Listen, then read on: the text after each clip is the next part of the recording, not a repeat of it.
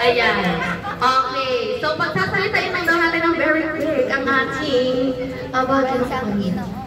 Hello. Thank you for being here para mag-celebrate ng grand opening ng Kuya Korea Neta. Ayun lang. Nagsimula yung Kuya, 2021. Nagsimula lang kami sa online. And then ngayon, ito third branch. So, dahil sa sipag at saka maraming ups and downs, pero kinaya naman. Kaya kaya nyo rin. Diba? Ayun, dahil masarap yung pagkain. Diba? Tsaka masarap. Ikaw! Yun lang. Enjoy! Thank you for being here. Next naman ang sasalita ay si Sir Dijo. Sir Dijo daw po. Sir Dijo.